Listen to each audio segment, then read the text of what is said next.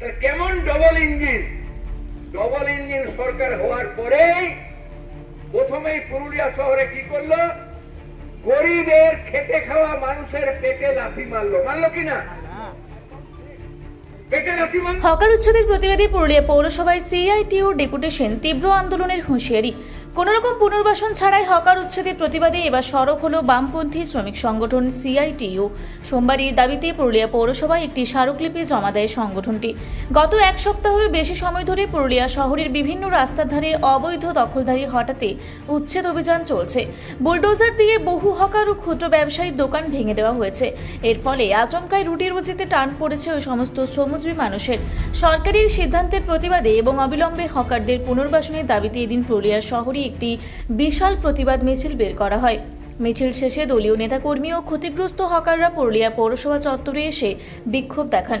সেখানে সংক্ষিপ্ত সমাবেশের পর পুরুলিয়া পৌরসভার প্রশাসক তথা মহকুমা শাসকের কাছে একটি লিখিত ডেপুটেশন জমা দেওয়া হয়। এই কর্মসূচিতে উপস্থিত ছিলেন সিপিআইএমের জেলা সম্পাদক প্রদীপ রায় সহ অন্যান্য বাম নেতৃত্ব। প্রদীপ রায় শাসক দলকে তীব্র আক্রমণ করে বলেন, ভয় আউট ভরসা ইন এই স্লোগান দিয়ে ক্ষমতায় এলেও বর্তমান সরকার সাধারণ দরিদ্র হকারদের শেষ ভরসাটুকু কেড়ে নিয়েছে। মানুষ এখন চরম আতঙ্কে দিন কাটাচ্ছেন। পুনর্বাসন না দিলে আগামী দিনে পুরুলিয়ায় আরও বৃহত্তর আন্দোলন গড়ে তোলা হবে বলে বাম নেতৃত্ব হুঁশিয়ারি দিয়েছেন।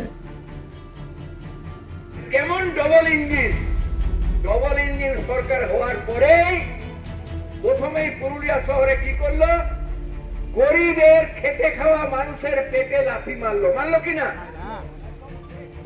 পেটে লাথি মারলো তো। তাহলে কি বলেছিল মোদি? কি বলেছিল? ভরসা আউট ভরসা ইন, ভয় আউট। বলো ভয়কে বাদ আর ভরসা।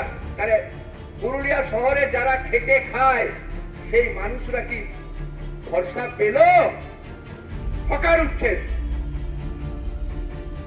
2013 সাল মনমোহন সিং প্রধানমন্ত্রী, উনি লোকসভায় আইন আনলেন।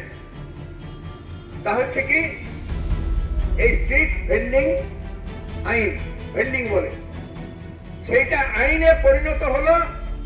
লোকসভা রাজ্যসভায় পাস হলো, রাষ্ট্রপতি সই করলো 2014 সালে।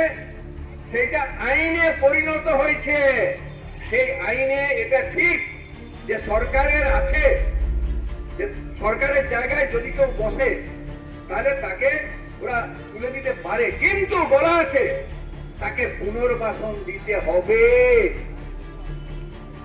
আপনারা গত 25 তারিখে মিছিল করেছিলেন স্টেশন থেকে, কেউ আমরা মিছিল করেছিলাম। ওই